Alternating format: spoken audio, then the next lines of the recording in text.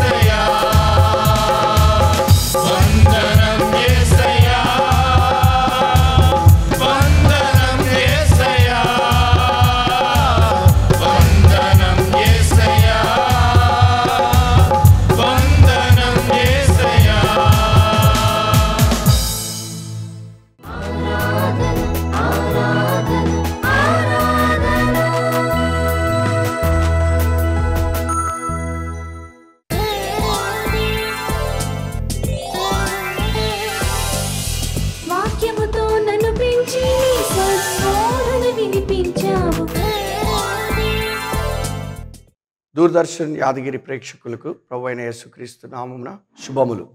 ఈ ఉదయకాల సమయంలో మనము దేవుని వాక్యము నుండి ఈ బైబిల్ గ్రంథం నుండి మత్తయి సువార్త 8వ అధ్యాయము 5 నుండి 10 వచనాలు మనం ధ్యానించుకున్నాం. 5వ వచనం నుండి నేను చదువుతా ఉన్నాను. ఆయన కపెర్నహూములో ప్రవేశించినప్పుడు ఒక శతాధిపతి ఆయన దగ్గరికి వచ్చి, ప్రభువా, నా దాసుడు పక్షవాయువుతో మిగుల బాధపడుచు ఇంటిలో పడి ఉన్నాడని చెప్పి ఆయనను వేడుకొనెను. యేసు, నేను వచ్చి వాని స్వస్థపరిచెదనని అతనితో చెప్పగా, ఆ శతాధిపతి, ప్రభువా, నీవు నా ఇంటిలోనికి వచ్చుటకు నేను పాత్రుడను కాను. నీవు మాట మాత్రము సెలవిమ్ము, అప్పుడు నా దాసుడు స్వస్థపరచబడును. నేను కూడా అధికారమునకు లోబడిన వాడను. చేతి కింద సైనికులున్నారు. నేను ఒకనికి పొమ్మంటే పోవును, ఒకనిని రమ్మంటే వచ్చును. నా దాసుని ఈ పని చేయమంటే చేయును అని ఉత్తరమిచ్చెను. యేసు ఈ మాట విని ఏమన్నాడో మనం గ్రహించండి. ఆశ్చర్యపడి వెంట వచ్చుచున్న వారిని చూచి, ఇశ్రాయేలీలో ఎవరికైనాను ఇంత విశ్వాసం ఉన్నట్లు చూడలేదని నిశ్చయముగా మీతో చెప్పుచున్నాను.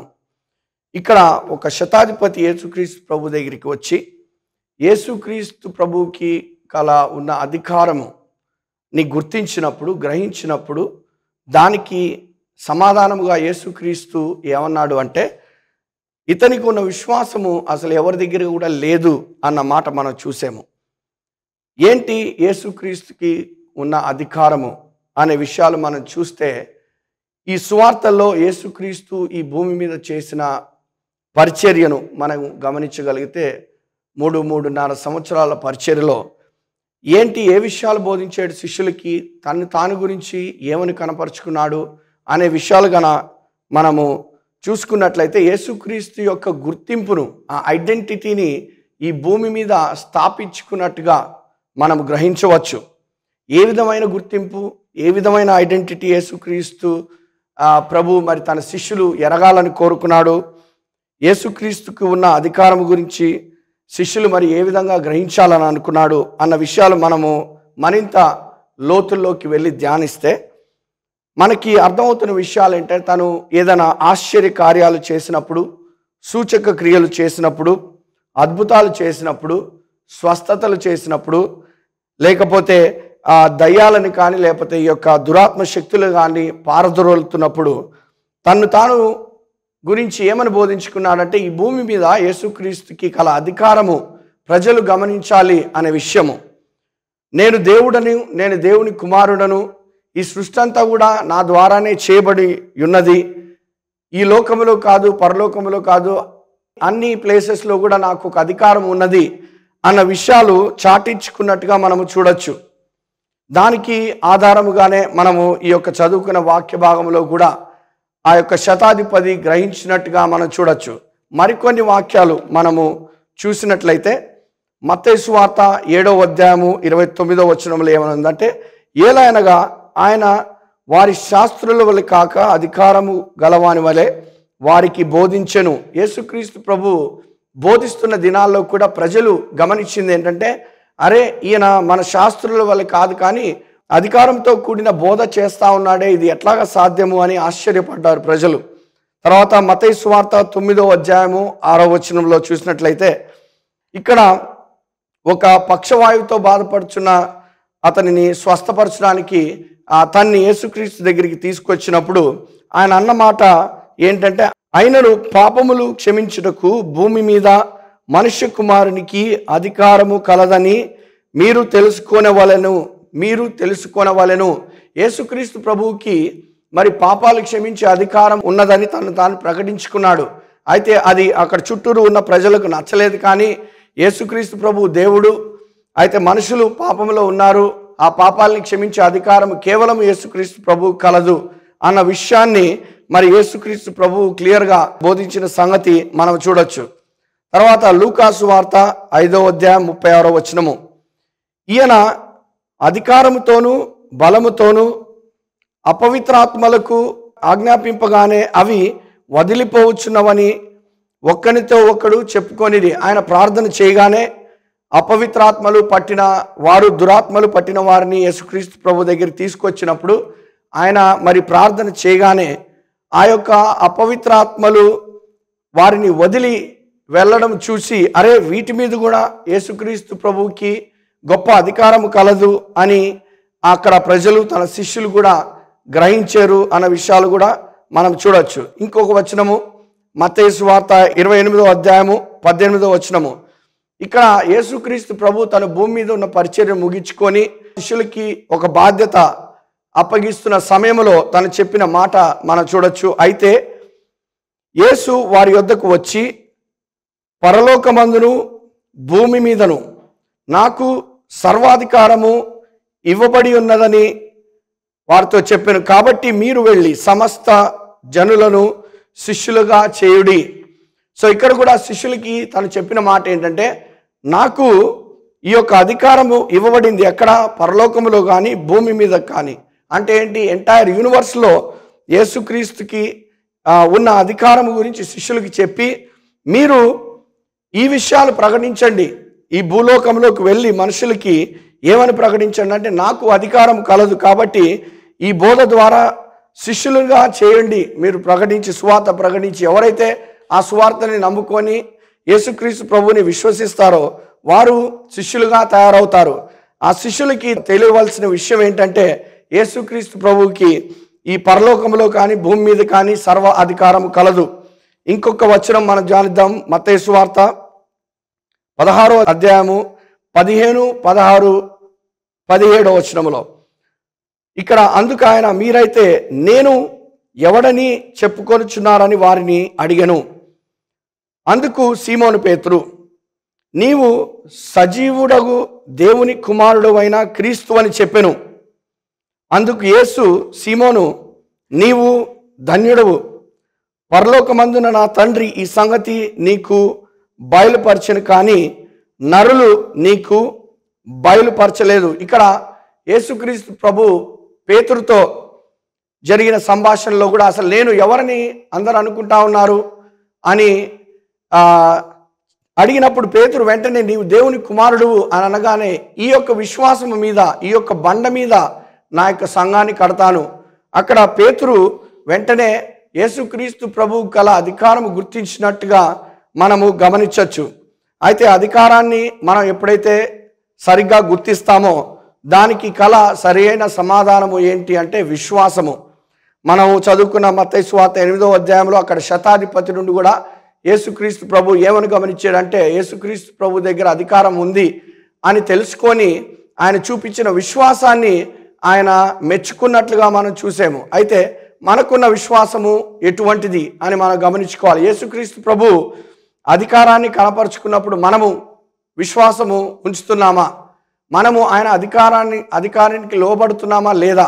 మన జీవితంలో ప్రతి ఒక్క అంశం అవ్వచ్చు, సన్నివేశం అవ్వచ్చు, ఎన్నో పరిస్థితులు అవ్వచ్చు, ప్రతి పరిస్థితుల్లో కూడా యేసుక్రీస్తు యొక్క అధికారాన్ని కిందకి మనం వెళ్తున్నామా అన్నది మనము గమనించుకోవాలి. విశ్వాసులుగా అటు విషయాలు మనం లోతుగా తెలుసుకుంటా ఉన్నప్పుడు యేసుక్రీస్తు ప్రభువుకున్న అధికారము మనము గ్రహించినప్పుడు మాత్రమే మనకున్న పరిస్థితుల్లో మనము దేవునికి లోబడే వారముగా ఉంటాము. మనం ఎంత యేసుక్రీస్తు ప్రభువుకున్న అధికారము గురించి ఎన్ని విషయాలు తెలుసుకుంటే అంత మంచిది, అంత బలంగా మన విశ్వాసంలో మనము ఎదగగలుగుతాము. కాబట్టి ఈ అధికారానికి ఉన్న సరి అయిన సమాధానము ఏంటి అంటే విశ్వాసము, లేకపోతే సబ్మిషన్ టు అథారిటీ. కాబట్టి చూస్తున్న ప్రతి ఒక్కరు కూడా అటువంటి విశ్వాసాన్ని కలిగి ఉండాలని నేను ప్రార్థిస్తూ ఉన్నాను, కోరుతా ఉన్నాను. దేవుని వాక్యాలు మనం చదువుతా ఉన్నప్పుడు మీ అనుదిన జీవితంలో కూడా యేసుక్రీస్తు ప్రభువుకున్న అధికారము గురించిన విషయాలు మరింతగా మీరు తేటగా తెలుసుకుంటా ఉంటే మీ యొక్క విశ్వాసము అనుదినము మెరుగుపరచబడతా ఉంటుంది. అటు విశ్వాసము దేవుడు మీ అందరికీ కూడా కలిగించునుగాక. మనము చిన్న ప్రార్థన చేసుకొని ముగిస్తాము. పరలోకమందు మా తండ్రి, గొప్ప దేవ, చూసిన ప్రతి ప్రేక్షకుడి గురించి ప్రార్థిస్తూ ఉన్నాము. ఈ వాక్యాలు విని వారు జీవితంలో గ్రహించుకొని మీకున్న అధికారము ఎటువంటిది అనే విషయాలు వారికి మరిన్ని విషయాలు నేర్పించమని వేడుకుంటా ఉన్నాము. వాక్యాలు చదువుతూ ఉన్నప్పుడు, వింటా ఉన్నప్పుడు మీకున్న అధికారము గురించిన సంగతులు వారికి నేర్పించండి, బయలుపరచండి. ఇది కేవలము మీరు అనుకుంటే మాత్రమే ఇది జరుగుతుంది. కాబట్టి వారికి ఆ సంగతులు బయలుపరిచి విశ్వాసంలో వారిని ముందుకి నడిపించమని వేడుకుంటూ ప్రతి ఒక్క ప్రేక్షకుని కూడా దీవించి ఆశీర్వదించమని వేడుకుంటాను. వారి కుటుంబాల్ని ఆశీర్వదించిన వారికి ఉన్న ప్రతి అవసరం కూడా తీర్చమని వేడుకుంటూ ఇచ్చిన ప్రార్థన యేసుక్రీస్తు వారి దివ్యనామమున వేడుకుంటా ఉన్నాము. ఆమేన్. తండ్రి అయిన దేవుని ప్రేమ, కుమారుడైన క్రీస్తు కృప, పరిశుద్ధాత్మ దేవుని అన్యోన్య సహవాసము ఇప్పుడు ఎల్లప్పుడూ మీకును మీ కుటుంబ సభ్యులకు ఈ దూరదర్శన్ యాదగిరి ప్రేక్షకులందరికీ తోడుగా ఉండుగాక. ఆమేన్.